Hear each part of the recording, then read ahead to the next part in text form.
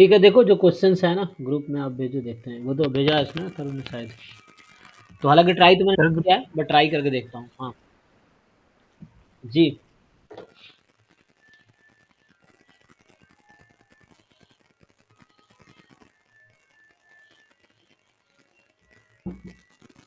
Sir group में भी भेज दी मैंने पीडीएफ। ठीक है। बताओ इसमें क्या डाउट है, एक बार ट्राई करते हैं। सारे क्वेश्चन। सर इसमें मतलब एक तो पहले आप सेकंड क्वेश्चन, हाँ जी सर, मतलब कुछ क्वेश्चन मैंने ट्राई भी किए थे, उसमें थोड़े थोड़े डाउट थे, पहले वो पूछ लेता हूँ। मतलब सर जो सेकंड क्वेश्चन है वो देखना एक बार, जो कैंडल टाउ वाला है। हाँ, तो इसमें दे रखा आपको एन पेयर्ड सैंपल है। टाउ, हाँ, कैंडल्स रैंक कोरिलेशन कोएफिशिएंट है। तो ये क्या था, इसका डेफिनेशन क्या था, हम लोग जो डिफाइन किए थे उसके हिसाब से टाउ डिफाइन किए थे। C minus D upon C C plus plus D. D है ना। तो इसमें ये था कि, और इसमें मेनली था कि लाइक हमारे पास जो एक्स डेटा है उसको पहले ऑर्डर में लिख लो, फिर वाई डेटा को उसके यस। हिसाब से ऑर्डर कर लो, फिर रैंक ऑफ एक्स, फिर रैंक ऑफ वाई। तो रैंक ऑफ एक्स खुद ही ऑर्डर्ड हो जाएगा, और रैंक ऑफ वाई के हिसाब से देखते थे सी और डी, है ना। कि लाइक ये पॉइंट है तो हाँ जी इसके सर। आगे इससे, यहाँ पे जो नंबर है इससे लार्जर कितने हैं और इससे स्मॉलर कितने हैं, सो ऑन इस डेटा के लिए। फिर बाद में यहाँ से टोटल सम आ जाता था सी, मतलब ये सी आई बोल दो, ये डी आई है ना, X I Y I, rank of X I, rank of Y I. तो ये सी और ये डी। ओके, तो यहाँ से हम निकालते थे टाउ। ओके। सर इसका ना आंसर की अवेलेबल नहीं थी क्वेश्चन की। तो ओके। मतलब इसमें था था तो ये सिंगल करेक्ट, तो मतलब इसमें देखा जाए तो मैंने डिस्कोर्डेंट्स और कॉन्कोर्डेंट्स की बात करते हैं, मतलब कि लेस हाँ देन साइन और ग्रेटर देन जीरो, हाँ। तो पॉजिटिव साइन। तो सर मतलब कि दोनों की प्रोबेबिलिटी हाफ हाफ है, कम होने की भी और ज्यादा होने की भी। तो हम्म मतलब अगर देखें तो सी ऑप्शन मेरे हिसाब से सही आना चाहिए, कि एक्सपेक्टेशन इसकी जीरो आनी चाहिए, अगर सिग्नम फंक्शन कंसीडर करते हैं -1 0 1। हाँ हाँ। कि तो जैसे, सर एक बार आप। हाँ, कुछ लोग ऐसे भी इसको सॉल्व करते हैं, जैसे मैं इसे किया ना, कुछ बुक में तुम देखोगे तो क्या करते हैं वो लोग डायरेक्टली ये X I Y I, R X I, R Y I. अब क्या इस नंबर का देखते हैं कितने पॉजिटिव है कितने नेगेटिव है ना। फिर वही बात है, तो एट द एंड, हाँ, मतलब इसके बिलो में कितने प्लस कितने माइनस, तो वो एक साथ वो कर लेते हैं, फिर बाद में ऐड कर देते हैं, वही एस आ जाता है। एस वही है, मतलब हालांकि एस जो लिखते हैं वो लोग सी माइनस डी को ही लिखते हैं। तो नंबर ऑफ पॉजिटिव साइन और माइनस, यस। हाँ, नंबर ऑफ नेगेटिव साइन जो होता है, ये करते हैं ईच के लिए उसके बिलो में। तो वैसे तो एक्सपेक्टेड क्या आता है generally, suppose that we have I I D observation, and तुम कोई एग्जांपल लेके ट्राई कर लो, कोई ऐसा एग्जांपल हो। अच्छा, इंडिपेंडेंट नॉर्मल भी दे रखा है। ओके, तो एक्स आई वाई आई कहाँ से यस। आ रहा है तुम्हारा, इंडिपेंडेंट नॉर्मल से आ रहा है एक्चुअली। ठीक है, और इंडिपेंडेंट नॉर्मल रैंडम वेरिएबल है, और samples candles rank correlation coefficient occupy है ना, coefficient computed from this data. ठीक है, तो नॉर्मल में तो यहाँ पे कुछ बताया नहीं है ना, इंडिपेंडेंट नॉर्मल रैंडम वेरिएबल, तो पूरे रियल नंबर इसका सपोर्ट ऐसे होता है, कोई दिक्कत नहीं है।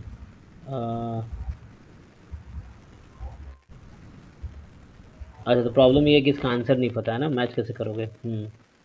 Yes sir. तो सर वही कंफर्म करना था, मतलब एक जगह मैंने देखा था ना, तो इसके जो स्टैटिस्टिक थी कैंडल टाउ की, हम्म उसमें यूज किया हुआ था सिग्नम फंक्शन को, कि अगर you greater than less than zero है तो -1, हाँ अगर यू इक्वल टू जीरो है तो हाँ जीरो, हाँ, अगर कुछ लोग वैसे ग्रेटर भी देन करते जीरो हैं, है। जो ये मैंने प्लस तो कर रहा हूँ अगर ना। वहां हाँ अगर कुछ। वहां से एक्सपेक्टेशन निकाले तो जीरो ही आएगी ना, मतलब हाँ, उस पे, यहाँ तो ये लोग इसलिए क्या कह करते रहा हैं, प्लस साइन माइनस साइन बाद में टोटल देखते हैं, फिर इस टोटल का सम एस आता है, जो मैं कह रहा था कुछ बुक में ऐसे भी सॉल्व किया हुआ है।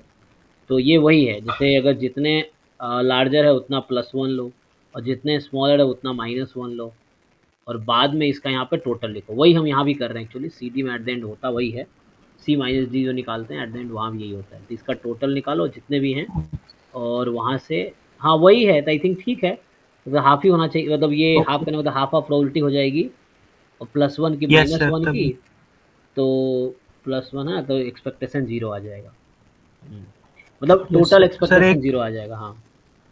हाँ जी सर। हाँ सर इसका एक लास्ट क्वेश्चन देखना पीडीएफ का, वो हाँ। भी ट्राई किया था।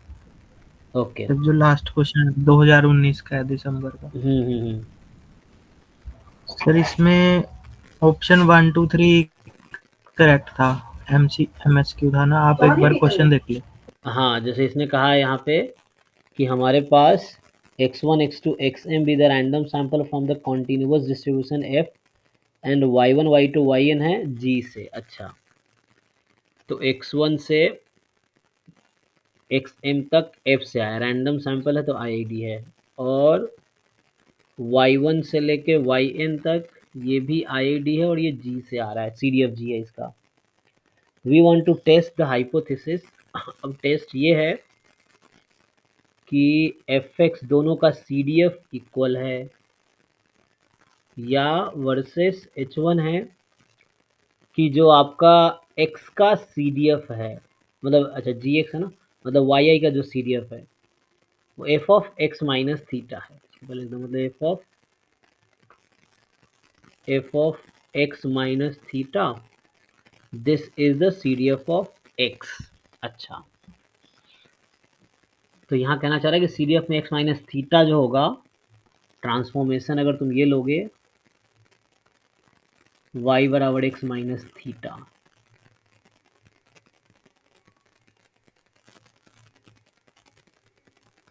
जैसे एग्जांपल के कहना क्या चाह रहा है, मान लो ऐसा हो जाए, एच वन में क्या मतलब है कि जैसे अगर मैं सी डी एफ लिखता हूँ किसी डिस्ट्रीब्यूशन का, लेट से अभी एग्जांपल के लिए नॉर्मल थीटा कॉमा 1, तो ये अगर एक्स का है तो एक्स माइनस थीटा का आ जाएगा, कितना बनेगा नॉर्मल, फिर 0 1 हो जाएगा, 0 1, ठीक है। तो ये y अगर हमारा नॉर्मल 0 1 है, तो यहाँ ये मतलब हो गया कि लाइक y का डिस्ट्रीब्यूशन नॉर्मल 0 1 है, और x माइनस थीटा का डिस्ट्रीब्यूशन नॉर्मल 0 1 है, तो दोनों का सी डी एफ इक्वल हो जाएगा क्योंकि दोनों आइडेंटिकली डिस्ट्रीब्यूटेड है। तो मतलब x अगर नॉर्मल थीटा 1 होगा उस केस में, और y नॉर्मल 0 1 है, तो उस केस में एच वन ट्रू होगा। ओके, तो और एच वन एच नॉट में जस्ट है कि दोनों का सेम डिस्ट्रीब्यूशन, तो एक्स नॉर्मल 0 1 तो वाई भी नॉर्मल 0 1, ऐसा। ओके, तो अब पूछ आपसे ये रहा है कि x1 x2 xm और y1 y2 yn दोनों सैंपल इंडिपेंडेंट है, R M plus J denote the rank of Y J in the combined ordering. ठीक है, एक साथ लिख दिया, total M plus N number है, अब इसको आप कंबाइंड ऑर्डरिंग करोगे, एंड एस जो है summation R M plus J है, तो रैंक ऑफ वाई आई है, वाई का जो टोटल रैंक सम है वो लिया actually, S is the rank sum of Y sample. तो which the following is true, under H not probability जो है rank of M plus J at each point is 1/n+m। अच्छा, के 1 to m, तो ये डिस्टिंक्ट होगा तो ऐसा हो सकता है, लेकिन डिस्टिंक्ट है।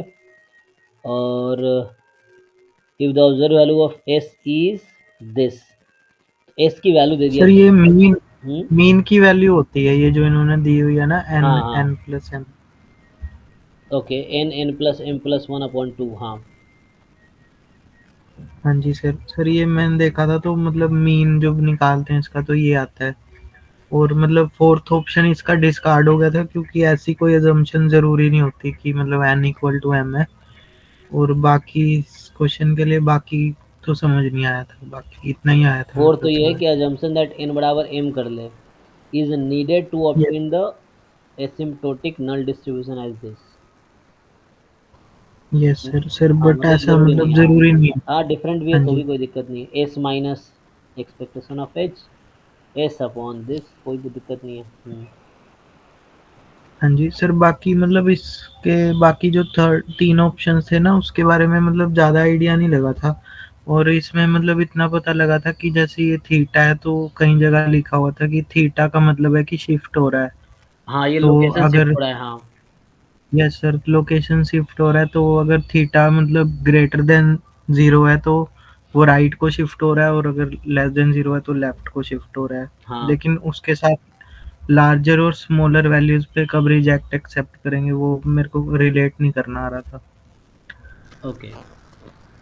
तो हाँ जी। यहाँ पे हम लोग ये सिंपल एक नॉन पैरामेट्रिक का क्वेश्चन टेस्टिंग का है ना। तो लेकिन यहाँ पे थीटा जस्ट एक कोई वैसा डिनोट कर रहा है, कोई नंबर है। अब इसमें कोई डिस्ट्रीब्यूशन तो फिक्स किया नहीं है ना। हाँ जी सर। तुम्हारे पास m प्लस एन साइज का सैंपल है, और वो या दोनों का सीडीएफ इक्वल है, या दोनों का सीडीएफ में मतलब एक के सीडीएफ में अगर आप थीटा लोकेशन चेंज करोगे दूसरे का सीडीएफ इक्वल आ जाएगा। एंड तो पहला ऑप्शन से क्या समझ आया, कह रहा है अंडर एच नॉट, मतलब अगर दोनों का सीडीएफ सेम है, मतलब ये सारे जो m plus N random variables हैं वो एक ही पॉपुलेशन से आ रहे हैं, मतलब ये आईआईडी रैंडम वेरिएबल्स हो गए साइज m प्लस एन के।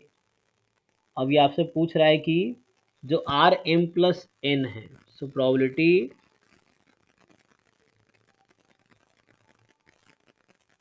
है ना, ये कह रहा है आर जो है अंडर एच नॉट है ना, अंडर एच नॉट की बात करें जो दोनों का, so R m plus J जो होगा इक्वल टू के होगा, and this probability will be 1/m plus N, जहाँ पे k की वैल्यू हो सकती है 1 to up to m plus N. बताओ इसके बारे में क्या सोचते हो।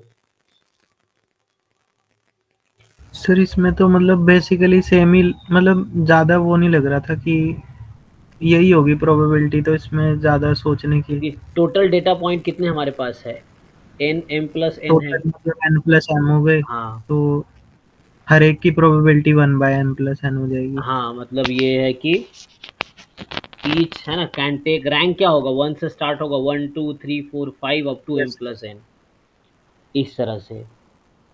और ये कॉन्टिन्यूअस डिस्ट्रीब्यूशन से है, तो किसी दो को इक्वल होने की प्रोबेबिलिटी कितनी हो जाती है, जीरो।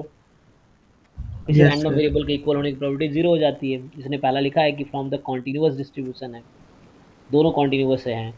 सो दो रैंडम वेरिएबल इक्वल होंगे, इसकी प्रोबेबिलिटी जीरो होगी। तो मतलब ये कहने का मतलब है कि ठीक है, तो इजीली ट्रू दिख रहा है कि total m plus okay N sir. है, और रैंकिंग आप स्टार्ट करोगे तो क्या होगा, स्मॉलेस्ट वालों को रैंक वन करोगे, उसके अगला टू, एंड लास्ट वाला जो होगा क्या होगा रैंक उसका n plus M. M plus M. हाँ, और total m plus N points हैं, कोई एक नंबर असाइन करना है, तो प्रोबेबिलिटी कितनी है, 1/m+n। सो टोटल मतलब ये हो गया ईच की प्रोबेबिलिटी 1/m+n है, सही है ये। तो रैंक जो है y 1 to m+n, rank 1+m+n है ना, कोई भी हो सकती है, हाँ क्योंकि कोई भी हो सकती है। ईच है ना, y कोई एक y की, इसमें से किसी एक y की बात कर रहा है ये रैंक की, तो इनमें से कोई भी एक नंबर आ सकता है। हाँ कोई दिक्कत नहीं। हाँ जी सर। सर मतलब अब सेकंड और थर्ड ऑप्शन की थोड़ी रीजनिंग रह गई है, अगर वो ओके, मतलब देख लो एक बार। थर्ड जैसे कह रहा है कि थीटा मोर देन जीरो है, चलिए थीटा पॉजिटिव ले लेते हैं। थीटा पॉजिटिव है तो इसका मतलब है, जैसे आपने कहा थीटा पॉजिटिव है, तो ये लोकेशन इसका लेफ्ट में शिफ्ट हो रहा है, क्योंकि पहले इसका मीन थीटा था, अब मीन इसका क्या हो जाएगा, जीरो हो जाएगा, है ना। तो पहले इसका मीन थीटा है, जब आपने थीटा माइनस कर दिया तो मीन इसका क्या आ जाएगा, अब जीरो आ जाएगा। जीरो आ जाएगा। हाँ, तो अब जो नया रैंडम उसका मीन जीरो है ना, लेफ्ट शिफ्ट हो जाता है, ठीक है।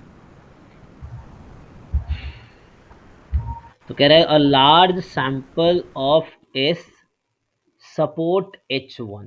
तो H1 क्या कहना चाह रहा है कि थीटा मोर देन 0 है तो large value of S, S की लार्ज वैल्यू, एस क्या है, एस है sum of ranks of Y I data, है ना, और इसकी वैल्यू लार्ज है।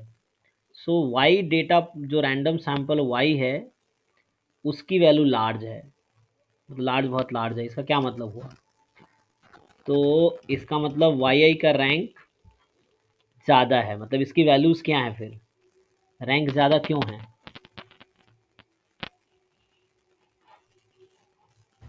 सम ऑफ रैंक सर ज़्यादा है ना। रैंक का, यस हाँ, सर, रैंक ऑफ ज़्यादा तो है, रैंक मतलब कैसे, रैंक जो कब ज़्यादा होता है, हाँ।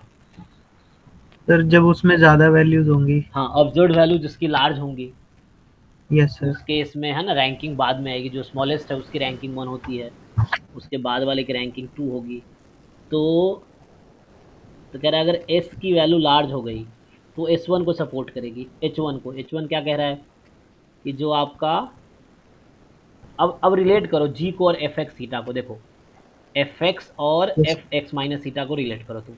इसका क्या मतलब है, मैं वही कह रहा था, जैसे मान लो एक्स तुम्हारा है नॉर्मल थीटा कॉमा 1, ठीक, तो यस सर।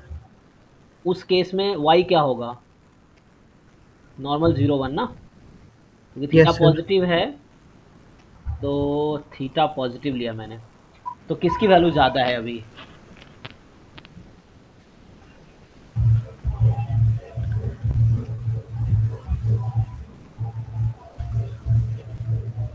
सर मतलब इसमें उल्टा होता है, जैसे अगर देखते हैं कि अगर थीटा ग्रेटर देन 0 है तो स्टोकेस्टिकली देखें तो एफ ऑफ, जो कैपिटल एफ ऑफ वाई होता है वो छोटा होता है एफ ऑफ ओके, एक्स से। हाँ, मतलब कि वो छोटा हो जाएगा वाई वाला एक्स के कंपैरिजन में, अगर राइट राइट टेल वाला है, अगर theta greater than 0। C D F, yes sir, C D F of Y is less than C D F of X. हाँ, क्योंकि ये 0 से पहले, ये थीटा से पहले है, थीटा पॉजिटिव है, थीटा तो पॉजिटिव है ना, यस सर। थीटा राइट में होगा, तो उस यस केस सर। में, क्योंकि इसका मीन जब लिखोगे तो X minus theta whole square E की power minus of X minus theta whole square, है ना, तो X minus theta smaller number है, तो माइनस लगा हुआ है तो पावर बढ़ जाएगी, ओके।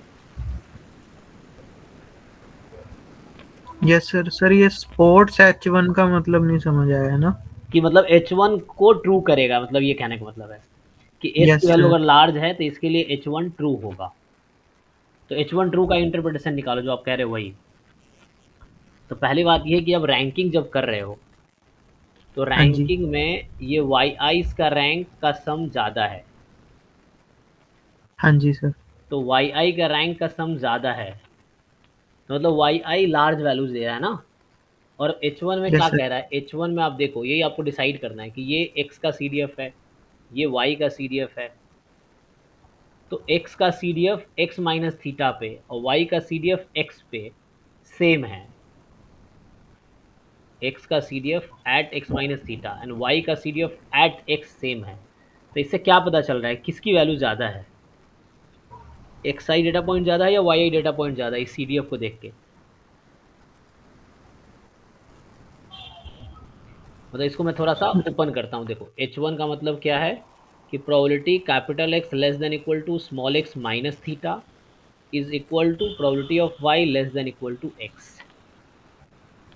अब देखो, तो यहाँ से अगर मैं ऐसा करूँ कि प्रोबेबिलिटी एक्स फिर प्लस उसमें थीटा, फिर एच वन में उल्टा लिखा हुआ है उन्होंने, H, G X equal to F X minus theta. हाँ तो वही मैंने पहले किया ना, देखो F X okay sir, minus theta को ठीक पहले है लिख ठीक। दिया, हाँ, मतलब वो मैंने बस इक्वलिटी का अपोजिट चीज़ें इधर उधर कर दी हैं, ओके सर, है ना, ठीक है। तो जी एक्स ये राइट में है मेरा, यही जी एक्स है आपका, और ये है, और यहाँ से आ गया this is equal to probability Y less than equal to X. अब आप देखो, तो एक्स में जब थीटा ऐड कर रहे हो ना तब जाके उसकी प्रोबेबिलिटी जो है एक्स से कम होकर इक्वल हो रही है वाई, तो किसकी वैल्यू ज़्यादा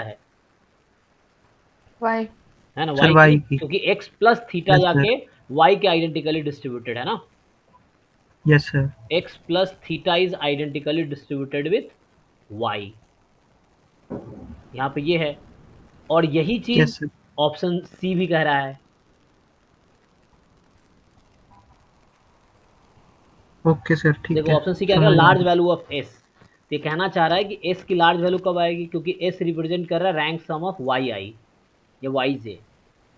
और ये लार्ज सम कब मिलेगा, एस की वैल्यू लार्ज कब होगी, जब वाई के रैंक्स ज़्यादा होंगे।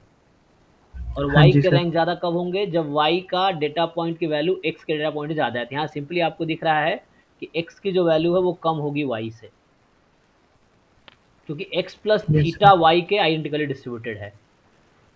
तो particularly C D F of X होगा less than C D F of Y होगा एट इक्वल पॉइंट, क्योंकि एक्स प्लस थीटा का सी डी एफ वाई के इक्वल आ रहा है। तो इसीलिए है ना, तो ये दोनों सिमिलर पॉइंट को रिप्रेजेंट करना चाह रहा है। तो यहाँ से कहने का मतलब जो रैंक होगा ना, अगर आप देखो एक्स प्लस थीटा और वाई आइडेंटिकल डिस्ट्रीब्यूट, जब रैंक एक्स की बात है वाई की तरह, वाई का रैंक कम होगा देन तो वाई की वैल्यू ज़्यादा होगी, क्योंकि वाई एक्स प्लस थीटा का आइडेंटिकल डिस्ट्रीब्यूट है ना, और थीटा क्या है यहाँ पे, पॉजिटिव नंबर है। तो ये फॉर एग्जाम्पल थीटा अगर 1 है तो X plus one identical distributed Y के होगा। तो एक्स वाई में अगर आप कंपेयर करो तो आपको क्या दिख रहा है, ऐसा तो है नहीं कि एक्स आइडेंटिकल डिस्ट्रीब्यूट वाई के है तो एक्स वाई का सेम डिस्ट्रीब्यूशन है, एक्स प्लस वन का सेम डिस्ट्रीब्यूशन वाई से है। तो जो एक्स की ऑब्जर्व वैल्यू होगी ऑब्वियसली वाई से कम होगी। ये है। और ओके वाई सर। की वैल्यू लार्ज रहेगी, तो वाई की वैल्यू लार्ज रहेगी इसलिए वाई का रैंक लार्ज होगा। और इसीलिए वो एच वन को सपोर्ट कर रहा है। सपोर्ट का मतलब ये कहना चाह रहा है अगर एस वो लार्ज हो गया तो एच वन आपका ट्रू होगा। तो ये ठीक है। तो अब हमने एच वन के हिसाब से भी सोचा और एस लार्ज के हिसाब से, दोनों का इंटरप्रिटेशन सेम है। इसका मतलब वाई की वैल्यू ज़्यादा होगी एक्स से, यही कहना एस लार्ज है, इसका मतलब वही है कि वाई डेटा पॉइंट की वैल्यू एक्स डेटा पॉइंट से ज़्यादा होगी, ताकि रैंक सम लार्ज हो जाएगा तो वाई का। और ये बी क्या है, दूसरा कह रहा है कि if the observe value of S जो है,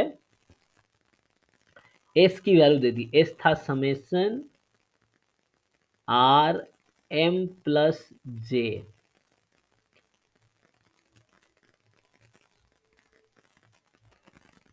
जे क्या है ना, ये 1 से n तक है, मतलब R M plus one and so one R M plus N.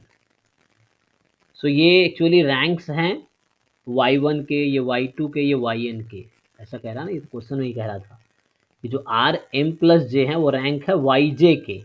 तो आर एम प्लस वन किसका रैंक है, वाई वन का, एंड सो ये किसका रैंक है, वाई एन का, एंड सो ऑन। ठीक है, उसका रैंक का सम है एस। अब बता रहा है कि एस की जो वैल्यू है वो दे रखा है आपको, एस की जो वैल्यू है that is the N into N plus M plus one upon two.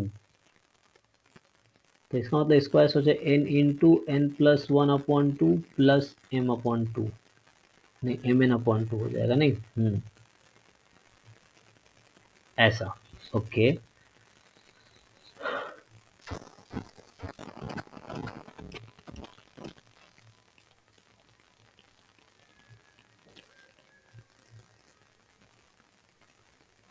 तो is observe S is this then the large sample test does not reject H naught, मतलब एक्सेप्ट एच वन, यही ना।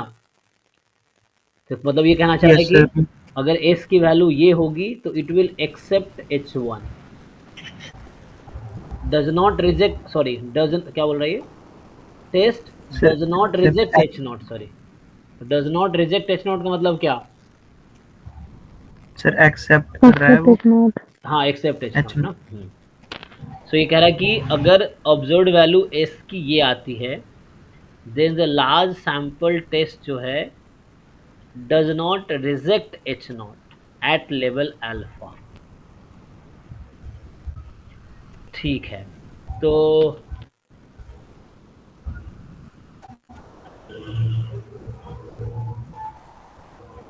इसका क्या मतलब है, S तो सम of ranks था। तो अगर मान लो वाई आईज,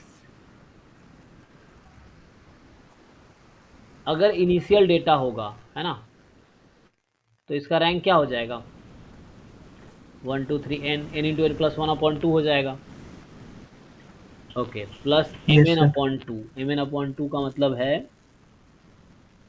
हम्म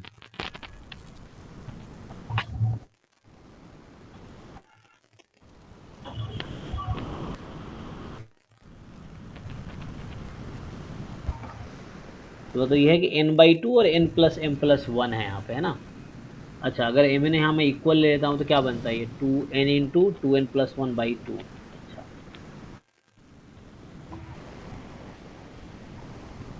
तो इससे क्या इंटरप्रिटेशन निकलेगा, सम ऑफ n नंबर्स ये हैं। So what do you think? Sir इसमें अगर देखें तो जो भी आपने ये लिखा है n+1/2 प्लस mn/2, जो mn/2 होता है वो जो मानविट ने u होता है हम्म। उसकी एक्सपेक्टेशन वैल्यू होती है।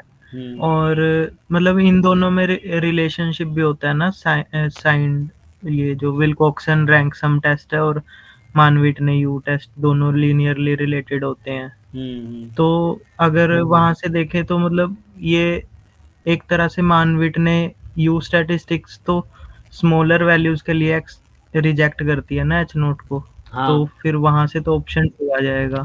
मतलब वैसे देख सकते हैं इसको हाँ इस हाँ, तरह देख से सकते हैं, अगर क्योंकि सोचे। मान विटनी टेस्ट में आप क्या टेस्ट कर रहे थे वहां पे, ऐसे आप सर देख रहे वहाँ थे, पे हाँ। कि दोनों का सर वहाँ डिस्ट्रीब्यूशन। पे भी मतलब इसी से डील करते हैं ना, हाँ रैंक से। हाँ, वहाँ पे आप रैंक, बिल्कुल रैंक, सब वो टोटल रैंक में से आप रैंक है ना, एक्स का टी एक्स निकालते थे, sum of rank of X and T Y. तो ये यस टी सर। वाई की जगह एस यूज किया यहाँ पे एक्चुअली, जो आपका टी यस वाई सर। वहाँ पे होता था वो ये यहाँ पे एस है एक्चुअली। और एन इंटू, हाँ, जो आपका ये है n/n+1/2 जो होता है, आपको याद आ रहा होगा, वहाँ पे हम टी वाई माइनस n/n+1/2, क्योंकि हाँ वाई, जी सर। तो इसी को हम लिख रहे थे यू वाई वहाँ पे, यही था वो, यू हाँ वाई। जी सर, यही बोल रहा था मैं। हाँ, और ये कह रहा है कि ऑब्जर्व वैल्यू ऑफ एस ये है, तो then the large sample test does not reject H naught, मतलब एक्सेप्ट कर लेगा एच नॉट को। और एच नॉट एक्सेप्ट करने का मतलब एफ एक्स और जी एक्स का डिस्ट्रीब्यूशन कॉमन है। और वहां भी तो हम यही करते हैं, वहां भी हम यही चेक करते हैं ना कि दोनों का हाँ जी डिस्ट्रीब्यूशन सर। सेम है डिफरेंट है, मान विटनी टेस्ट में, कि डिस्ट्रीब्यूशन दोनों का हाँ ही जी सर। सेम डिस्ट्रीब्यूशन से आया या डिफरेंट डिस्ट्रीब्यूशन से आया है, यही टेस्ट करते हैं वहां पे। तो इसका मतलब यहाँ पे हो जाएगी वो उसी, तो कहीं ना कहीं मान विटनी टेस्ट से रिलेट करो और उससे आ जाएगा, ट्रू आ जाएगा आपका, ठीक है। हाँ जी सर, ठीक है। सर ये वाला हो गया। फिर इससे ऊपर वाला देख लो एक बार। हाँ, ये जो 33 आंसर है, की गिवन है। हाँ जी। तो ये कह रहा है कि 33 में कि आपके पास 3 पेयर्ड सैंपल है, ओके, x1 y1 ऐसा ही x3 y3, ये 3 पेयर्ड सैंपल हैं जो आ रहे हैं यूनिफॉर्म ओवर इंटरवल 0 1 क्रॉस 0 1, इस इंटरवल पे यूनिफॉर्मली डिस्ट्रीब्यूटेड है डेटा पॉइंट, मतलब ऐसा समझ लीजिए कि ये है आपका 0, 1 0, 1। तो ये जो, क्योंकि ये 2 डायमेंशनल है इसीलिए ये इस शेडेड पोर्शन पे यूनिफॉर्मली डिस्ट्रीब्यूटेड है। तो यहाँ होगा ना, ज्वाइंट पीडीएफ आप लोग लिखते हैं अगर, तो इसका बनता है 1, वही चीज़ है जब x 0 से 1 में और y 0 से 1 में। सो ये है इसका जीरो अदरवाइज। तो ये यूनिफॉर्मली डिस्ट्रीब्यूटेड है, joint distribution uniformly distributed over this square. कह रहा है क्या प्रोबेबिलिटी है कि rank correlation between X I and Y I 1 होगा। अब आपसे पूछ रहा है कि जो रैंक को रिलेशन है, तो हमारे हालांकि गेट के सिलेबस में 2 तरह का था ना, पियर्सन एंड केंडाल्स, तो यहाँ पे आपको सीधा पूछ रहा है रैंक को रिलेशन हाँ जी। कोफिशिएंट, मतलब आर एक्स आई और आर वाई आई का आपको को रिलेशन कोफिशिएंट निकालना है, ये चीज़ है। Okay sir. सो को रिलेशन को भी R X I and R Y, तो क्या होगा, अगर आप रैंकिंग करते हो तो एक्स आई का रैंक क्या ही हो सकता है, 1 2 3 1 2 3 में से कोई एक नंबर आएगा ना। अगर वो हाँ डिपेंड, जी। अगर इक्वल हैं तो फिर बीच के है ना, वो एवरेज आएंगे उसके हिसाब से। ओके, तो पूछा है क्या प्रोबेबिलिटी है कि रैंक कोरिलेशन कोएफिशिएंट दोनों के बीच का 1 होगा। अच्छा, सो बीच का कोरिलेशन दो, ये जो रैंक कोरिलेशन में बता रखा है 1 होगा, तो इसकी प्रोबेबिलिटी क्या है, क्या प्रोबेबिलिटी है कि दोनों का, दोनों के रैंक के बीच का कोरिलेशन कोएफिशिएंट 1 होने की प्रोबेबिलिटी क्या है, ये पूछ रहा है। तो बताओ कोरिलेशन कोएफिशिएंट 1 कब होता है, एक्स वाई के बीच का अगर कोरिलेशन कोएफिशिएंट 1 हो गया, इसका क्या मतलब है? Sir summation D I square is equal to 0। Okay, तो यहाँ से अच्छा आप वो फॉर्मूला उसका वाला लगा रहे हैं ना, तो अगर आप पियर्सन्स रैंक कोरिलेशन को भी निकालेंगे तो क्या आएगा यहाँ से? ठीक है, तो हाँ जी सर, उसमें तो यही कंडीशन बनेगी, है ना? तो अगर उसके हिसाब से सोचेंगे तो उसका फॉर्मूला था 1 minus summation D I square और upon N cube minus N, ऐसा कुछ था ना? तो ये फॉर्मूला था उसके लिए, जब रिपीट नहीं कर रहा हूँ, this is equal to sir इसमें 6 भी आता है ऊपर, हाँ हाँ 6, यस, तो यहाँ 6 6 था। 6 समेशन ये, हाँ जी। तो यहाँ से मतलब ये है कि 1 कैंसिल हो जाएगा, बाकी 0 हो गया, तो समेशन डी आई स्क्वायर 0 हो गया। और इसका क्या मतलब है? डी आई स्क्वायर 0 हो गया। अगर इसके हिसाब से आप सोचोगे तो डी आई क्या था? डिफरेंस ऑफ रैंक्स, है ना? जो डी आई कुछ और नहीं है, R X I minus R Y I, इसके स्क्वायर है ये, और ये इसका सम 0 हो गया। तो इसका क्या मतलब है? अब 3 पॉजिटिव नंबर का सम 0 है ना? ये पॉजिटिव नंबर ये तीनों, एटलीस्ट नॉन नेगेटिव बोलो, तो 3 नॉन नेगेटिव नंबर का सम 0, इसका मतलब क्या है? इंडिविजुअली ये 0 होगा। तो R X I minus R Y I is equal to 0, क्योंकि 3 नंबर्स हैं नॉन नेगेटिव, उसका सम 0 है ना। A square plus B square plus C square बराबर 0, मतलब A is equal to B is equal to C is equal to 0, ये हो गया। तो यहाँ से आ गया R X I is equal to R Y I. इसकी प्रोबेबिलिटी क्या होगी कि एक्स आई और वाई आई का रैंक सेम रहेगा। तो जो रैंक एक्स आई का है वही रैंक वाई आई का है। इसका क्या मतलब है कि x1 less than x2 less than x3, y1 less than y2 less than y3, यही रिलेशनशिप रहेगा, मतलब यस सर, इसी ऑर्डर सेम में, रहेगा दो।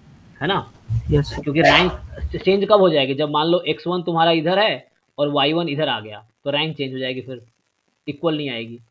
दोनों का रैंक इक्वल, ये मतलब है ना कि जो x1 का अगर रैंक 1 है तो y1 का भी रैंक 1 होगा, ये है। अगर x2 का रैंक 2 है तो y2 का रैंक भी 2 होगा, अगर x3 का रैंक 3 है तो y3 का रैंक भी 3 होगा, ये कहने का मतलब है इसका। और इसमें हम जो है रैंकिंग इंडिविजुअली करते हैं, कंबाइन नहीं, कि x सैंपल में x का रैंकिंग होता है, y सैंपल में y का रैंकिंग होता है। लेकिन ये कहना चाहे दोनों का रैंक सेम आना चाहिए, इसका मतलब ये रिलेशनशिप होनी चाहिए इस तरह से। ये इसका डिफरेंट केसेस ले सकते हो आप। तो क्या आएगा इसके, कितने वो बनेंगे टोटल, क्या पॉसिबिलिटी है? मतलब अभी तो एक बनाया मैंने पॉसिबिलिटी ना, तो इस तरह की पॉसिबिलिटी हम ढूंढ सकते हैं, 1/6 है ना? प्रोबेबिलिटी, 6 तो पॉसिबिलिटीज हाँ, होते हैं। टोटल 6 पॉसिबिलिटी है। It will be in the one case. Check कर सर लो। किस चीज़ की 6 पॉसिबिलिटी बोल रहे हो आप? इस तरह के ऑर्डर शिफ्ट, 3 नंबर को अरेंज करना है इस ऑर्डर में, कितने तरीके से अरेंज कर सकते हो आप?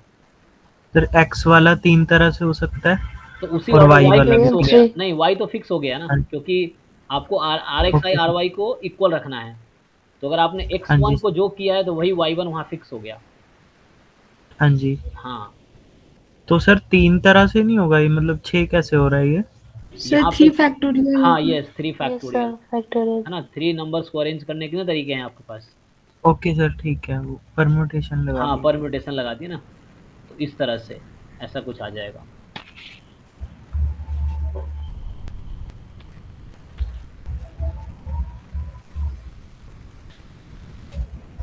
ठीक है, तो एक और इस तरह के केसेस बनेंगे, तो मतलब एक को ऑर्डर कर लो, बाकी तो वाई उसके हिसाब से ही फिक्स हो जाएगा। तो 6 है ना, हाँ there R G. 6 possibility out of एक में होगा ये बस, तो 1/6 हो गया आंसर, ठीक है।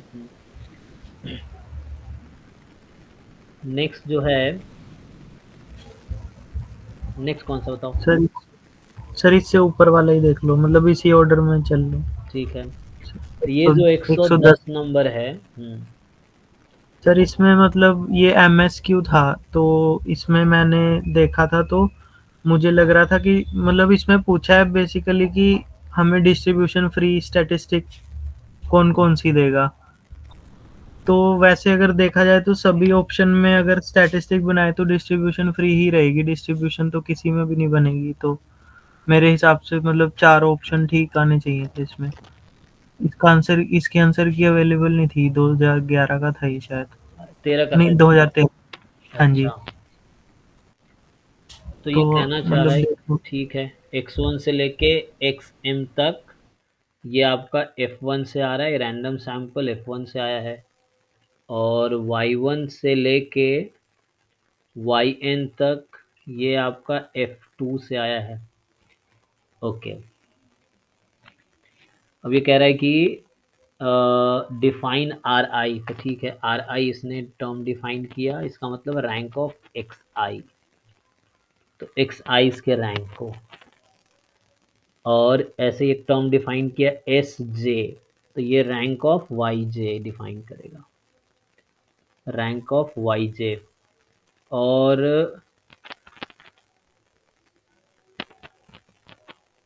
जे 1 to n है, ठीक है, आई 1 to n है, जे भी 1 to आई 1 to m था, हाँ ठीक है, यहाँ m सैंपल है, जे 1 to n है।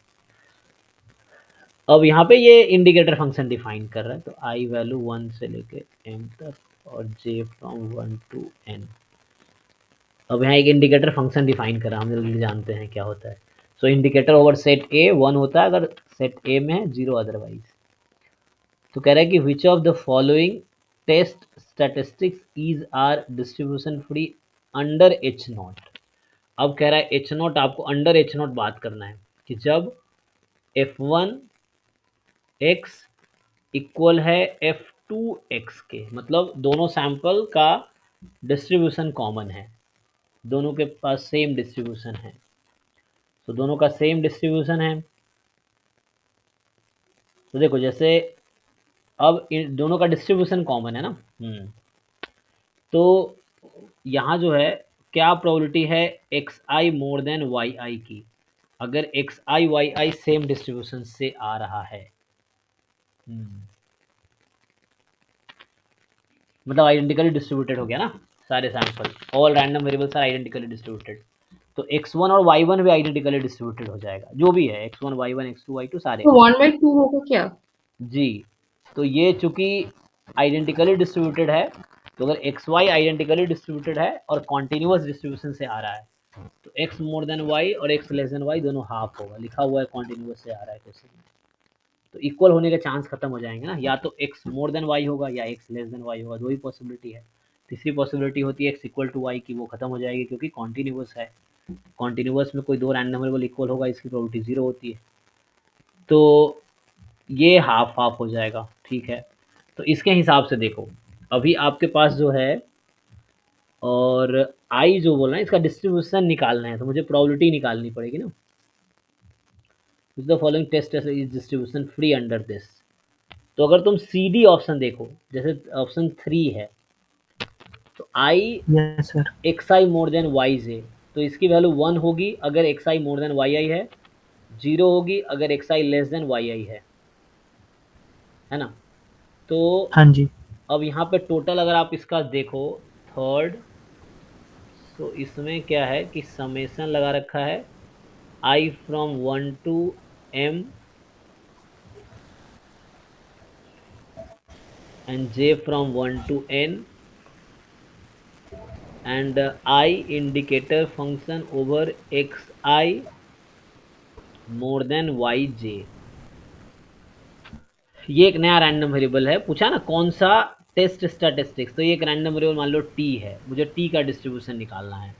तो एक्चुअली t जो है एक्चुअली ये कुछ इस तरह से, अगर इसको खोलूँ मैं तो टोटल कितने टर्म बनेंगे, i है ना, जैसे x1 मोर देन y1 इस तरह चलता रहेगा, फिर x1 अभी i है, x1 more than y2 and so on, ऐसे करके इंडिकेटर हो जाएगा x1 मोर देन yn, इस तरह से चलेगा, एंड टोटल mn टर्म्स हैं एक्चुअली इसको ओपन करने में, है ना। अब इसकी वैल्यू क्या होंगी, तो ईच इंडिकेटर फंक्शन कैंट है ना, इसमें टोटल कितने टर्म्स हैं, अगर ओपन करूँ लास्ट टर्म जैसे होगा I X M more than Y one, फिर ऐसा हो सकता है I X M more than Y two and so on, जो लास्ट टर्म है indicator function over X M more than Y N, और चूंकि ये आइडेंटिकली डिस्ट्रीब्यूटेड मुझे दे रखा है, ठीक है, तो ईच रैंडम वेरिएबल की वैल्यू क्या है, जो ईच है ना, इसमें कितने टर्म्स टोटल में बोला हूँ, कितने terms m into n terms हैं टोटल, ठीक है ना, एक x1 के साथ y पे इंडेक्स तुमने फिक्स किया तो n टर्म्स आए, वैसे ही यहाँ m है, तो इसमें टोटल रेक्टेंगल समझ लो, m यहाँ पे तुम्हारे पास रोज हैं और n कॉलम्स हैं, ये m क्रॉस n की मैट्रिक्स समझ लो, तो mn एलिमेंट्स हैं इसमें टोटल, ठीक है। और ईच एलिमेंट जो है वो सेम आंसर देगा तुम्हें, मतलब each element, each term identically distributed है, मैं ये बोल रहा हूँ। मतलब देखो ये जो लिखा है ना, अगर मैं ऐसे समझाऊं कि i x more than y, तो इसकी वैल्यू तो पहले क्वेश्चन में ही समझा रखा है कि 1 होगा अगर x मोर देन y है, 0 होगा अगर x less than equal to y है। तो i एक रैंडम वेरिएबल हो गया ये, है ना, क्या बोलते हैं इसको, मैं बोल दूं कि ये बर्नौली है ना। तो अगर तुमसे पूछा जाए एक्सपेक्टेशन ऑफ i या प्रोबेबिलिटी ऑफ i बीइंग, है ना, ऐसे पूछूंगा प्रोबेबिलिटी ऑफ i बीइंग 1, तो हाफ हाफ एक्चुअली, जो ईच आई है ना आपका, मैं ये बोलना चाहता हूँ कि ये जो रैंडम वेरिएबल है, दिस इज बर्नौली 1/2, चेक करो, 1 आने की 1/2 है और 0 आने की, इसकी वैल्यू 1 होगी, इसकी क्या प्रोबेबिलिटी है, x मोर देन y हो जो प्रोबेबिलिटी है, half x more than y की half probability, x less than equal to y की भी हाफ प्रोबेबिलिटी है, तो हाफ हाफ है, तो एक्चुअली ईच टर्म जो है बर्नौली हाफ है। तो देखो इसका सम का ओके डिस्ट्रीब्यूशन, टी का डिस्ट्रीब्यूशन क्या आ जाएगा, सर, बाइनोमियल बर्नौली आ जाएगा, बाइनोमियल आ जाएगा। एम एन हाँ कॉमा जी, हाफ हो जाएगा, है ना, क्योंकि एम एन टर्म्स हैं टोटल, ये है। Yes sir. तो इस तरह से कुछ आ जाएगा, तो इसका डिस्ट्रीब्यूशन तो मिल जाएगा, so this has distribution. Okay and ऐसे ही अब यहाँ फोर्थ है, फोर्थ कह रहा है कि I S J more than are आई, तो सिमिलर इसको में अगर खोलेंगे इसको हम, तो जो आपका है ना, ऐसे ही मान लो जैसे S1 मोर देन R1, इसका क्या मतलब है, तो इसका फिर से मतलब वही हो गया कि 1 अगर S1 मोर देन R1 है एंड 0 अगर S1 less than equal to R1 है। अब यहाँ सोचना ये होगा, S1 का मतलब था रैंक ऑफ Y, Y1, और S2 का मतलब है रैंक ऑफ X1, तो इसमें रैंकिंग हो गया ना, तो फिर से वही है, सेम स्टोरी, जैसे अगर मैं इसकी बात करूं कि S1 मोर देन R1, तो ये कॉन्टिन्यूस रैंडम वेरिएबल से आया है दोनों, ठीक है, तो इक्वल नहीं होंगे, इक्वल होने की प्रोबेबिलिटी 0 होगी मतलब, तो यहाँ पे पर्टिकुलर इसमें S1 का मतलब क्या है, रैंक ऑफ Y, R1 का मतलब रैंक ऑफ X1, ये लिखा है हाँ, तो rank of X1 more than rank of, देखो मैं इसको फिर से एलिबरेट करता हूँ, तो ये 1 0, 1 का मतलब कि rank of Y1 more than rank of X1 and यहाँ अदरवाइज। अब इसका क्या मतलब, rank of Y1 more than rank of X1 कब होगा, ये कॉन्टिन्यूस डिस्ट्रीब्यूशन से आया है, तो ऐसा कब होगा,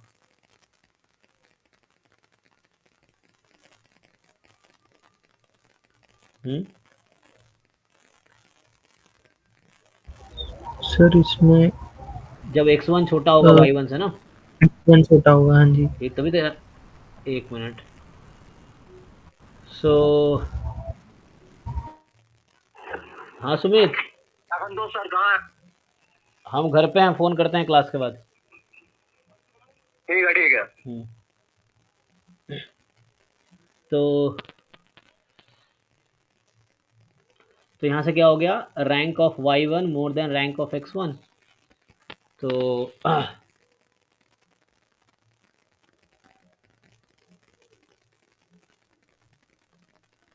देखो तो X1 लेस देन Y1, और फिर से ये क्या है, बर्नौली है, इसकी हाफ प्रोबेबिलिटी है ऐसा होने की, हाफ ना होने की, ओके सर। वो है, तो इसके हिसाब से मुझे लगता है इसका भी डिस्ट्रीब्यूशन निकाला जा सकता है।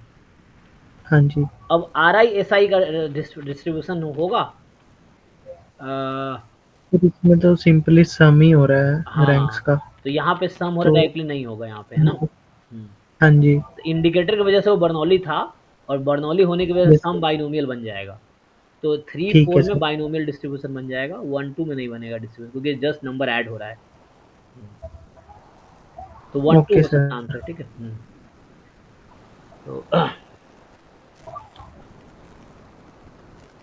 सर बस, सर इतने ही ट्राई हुए थे, मतलब बाकी आप देख लो, एक बार नज़र मार लो पीडीएफ पे, हाँ कर सकते हैं, मतलब तो जैसे नेक्स्ट एक है, दो एक दो क्वेश्चंस की आंसर की दी हुई है, बाकी थी नहीं।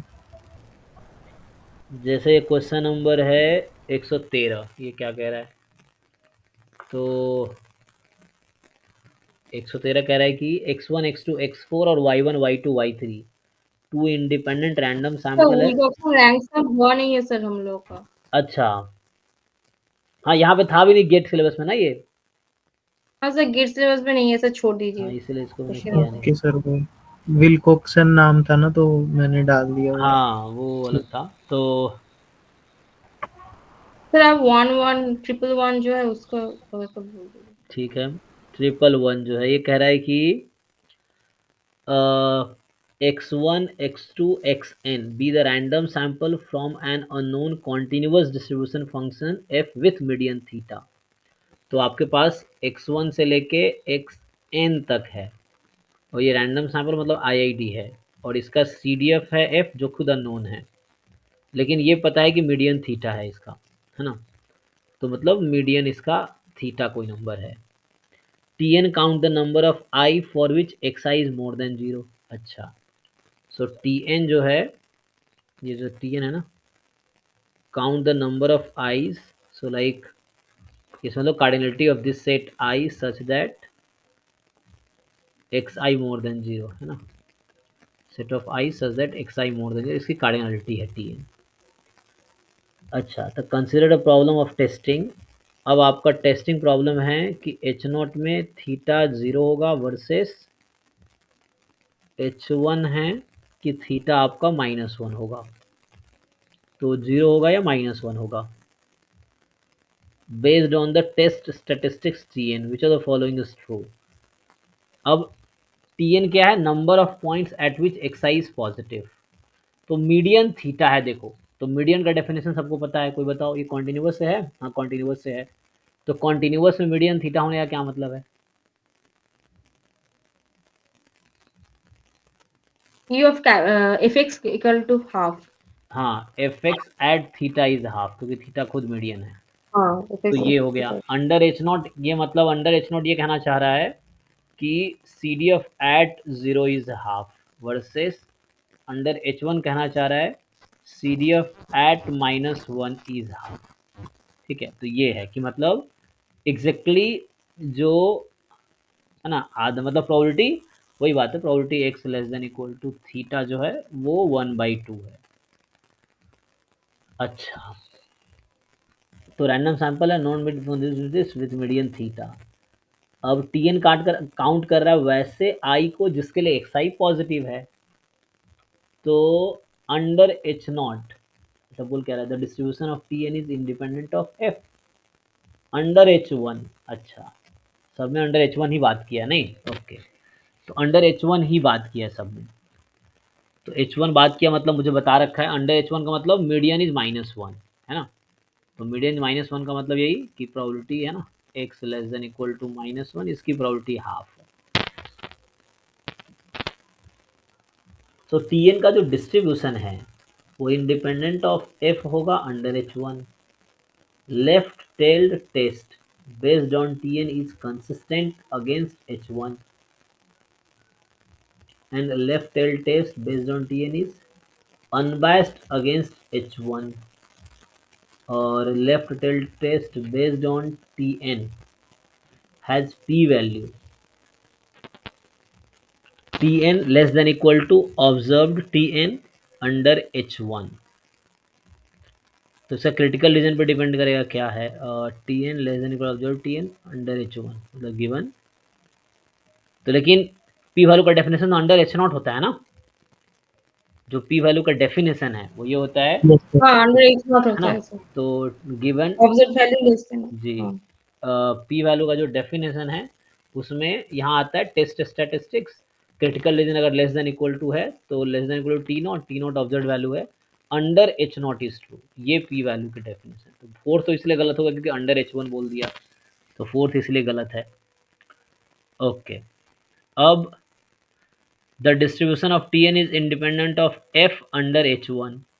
अब यहाँ तुम देख रहे हो कि जो एच वन है थीटा -1 है। इसका मतलब क्या है कि जो सी डी एफ है उस डिस्ट्रीब्यूशन का, जो अननोन डिस्ट्रीब्यूशन है उसका सी डी एफ -1 पे हाफ है ना। तो कहीं ना कहीं Tn क्या कर रहा है, Tn काउंट कर रहा है वैसे I जिसके लिए xi पॉजिटिव है ना, जिसके लिए xi पॉजिटिव है। तो xi अगर पॉजिटिव है तो वो -1 से भी ज़्यादा होगा, है ना, तो वो xi -1 से भी ज़्यादा होगा, ये चीज़ है। तो Tn जो काउंट करेगा वो number of data point more than equal to -1 भी देगा, है ना, बोलवा तो कुछ पॉइंट छोड़ देगा, लेकिन हाँ वो काउंट करेगा।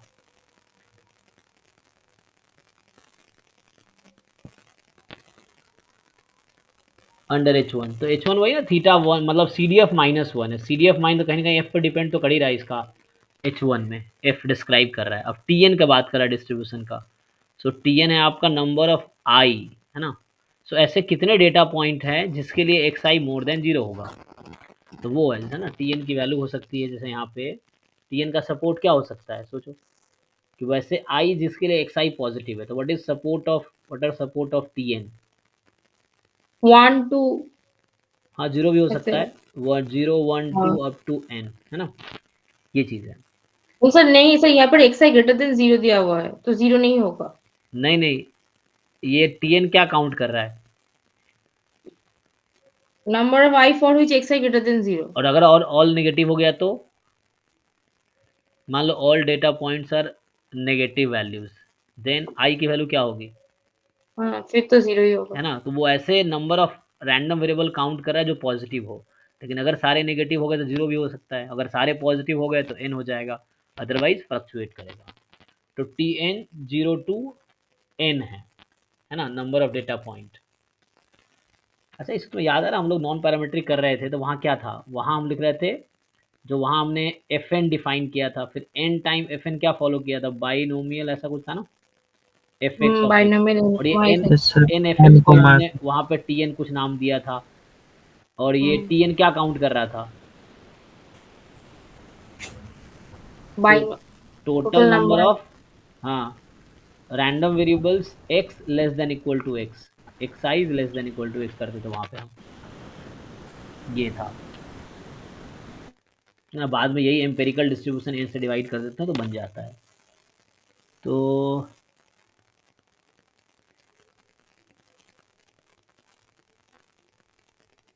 Less than equal to x था, यहाँ क्या है मोर देन, कोई नहीं उसका कॉम्प्लीमेंट हो गया, कोई दिक्कत नहीं है ना।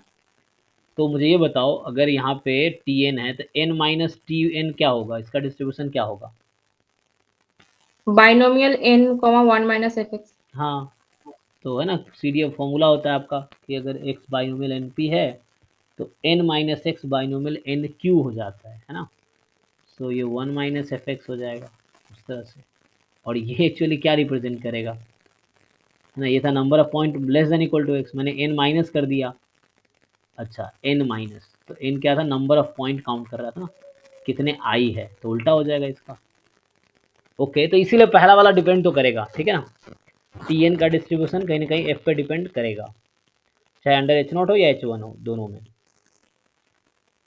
अब दूसरा ये बोल रहा है कि लेफ्ट टेल टेस्ट, तो मतलब इसका क्रिटिकल रीजन आपको अगर दे दिया कि Tn less than equal to मान लो C फॉर एग्जांपल, है ना, वो कंसिस्टेंट है, तब कंसिस्टेंट टेस्ट क्या होता है, ये शायद गेट में था कि how to check a test is consistent, ना नहीं सर है ना, नहीं। अनबायस्ड ये था कि a test is unbound. Unbiased, तो अनबायस्ड कैसे चेक, यही चेक करना आपको, ये वाला कंसिस्टेंट टेस्ट है कि नहीं है, ये अनबायस्ड टेस्ट है कि नहीं है। उसका पावर सर ये साइन के साइन हिसाब टेस्ट ही है ना, मतलब एक तरह से जो भी हम कर रहे हैं हाँ लगा सकते हैं। मीडियन के लिए। तो वहाँ पे क्या सर चेक तो होता था, साइन टेस्ट तो सर कंसिस्टेंट आता है सर, और अनबाइज्ड भी होता है साइन टेस्ट। हाँ वही यहाँ पे हो तो फिर एक्चुअली वही रहा है। सेकंड तो जब आप साइन टेस्ट में क्या कर सेकंड रहे और थे, थर्ड नंबर से ऑफ बोल। पॉजिटिव और नेगेटिव वैल्यू चेक कर रहे थे ना साइन टेस्ट में भी, हाँ। हाँ जी सर, हम्म, मतलब पॉजिटिव को हम 1 की तरह ले लें अगर, और नेगेटिव को 0 की तरह। हाँ हाँ हाँ, तो उससे आ लेकिन जाएगा। यहाँ तो हाँ सिर्फ x ग्रेटर देन 0 दिया हुआ है सर। हाँ हाँ, तो मतलब एक साइड का टेस्ट वो कर रहा है ना, मतलब पॉजिटिव वाला वो कर रहा है, काउंट कर रहा है। अच्छा, उसमें से भी हम बोल सकते हैं कि वो साइंटिस्ट ही है। हाँ हाँ वही बात है। कि वहाँ पे आप t प्लस और t माइनस 1 डिफाइन किए थे ना हमने, t plus the number of positive sign, ये वही समझ लो, t माइनस, तो वैसे कुछ है, ठीक है। तो साइन टेस्ट से आप रिलेट कर सकते हो, this will consistent and unbiased, तो उससे यू कैन सी। बाकी 1 और 4 आउट हो गया है ना, तो डेफिनेशन से। Yes sir. सो ये हमारा 111 नंबर था, है ना, 111 नंबर कर रहे थे, ये 111 था। और अब कौन सा है, पहला बचा है, पहला वाला क्या कह रहा है, सर हो गया है ऑलमोस्ट। हो गया ना, ठीक है। हाँ जी। कोई बार और ट्राई करना, फिर बचेगा तो नेक्स्ट डाउट क्लास। अभी तुम लोग कल हाँ तो जी नहीं सर। होगा, परसों रखते हैं क्लास, कल तो है ना, कल का वो जो छठ पूजा होता है शाम का ही होता है, तो हाँ परसों जी फिर हम सर। आपका डाउट क्लास रखते हैं। तो आज तो स्टॉप करके अब जो अब लोग ट्राई करो है ना, मेनली PYQ पे फोकस करो, जैम और गेट के सब लोग, जैम गेट और जो ओके उससे सर। पैरेलल एग्जाम्स हैं, मतलब उस लेवल के जो एग्जाम्स हैं, at least JAM JAM GATE NET, तो आप लोग क्या करो, JAM okay sir. GATE NET के पिछले 10-15 साल के पेपर को 4-5 बार सॉल्व करो, और उसी में बहुत सारे कॉन्सेप्ट यूं ही क्लियर हो जाएगा, तुम बिना थ्योरी वोरी पढ़े ना, क्वेश्चन के थ्रू ही बहुत सारे हाँ जी सर। थ्योरी क्लियर हो जाएंगे, ये है। तो जैम नेट गेट के क्वेश्चन लगाओ पूरे मैथ स्टैट दोनों पोर्शन के, क्योंकि सारे आते हैं, तो मैथ पोर्शन स्टैट पोर्शन, और जो डाउट्स है वो डिस्कस कीजिए। तो अगली डाउट क्लास जो होगी वो परसों हम रखेंगे, कल 19 है, 20 तारीख को, क्योंकि 21 को फिर मेरी ट्रेन है, तो 21 को कोई क्लास नहीं होगी रिटर्न जाने का, तो अभी 20 तारीख को डाउट क्लास होगी 9 से 11, ठीक है। चलिए, thank you and good night. Good night sir.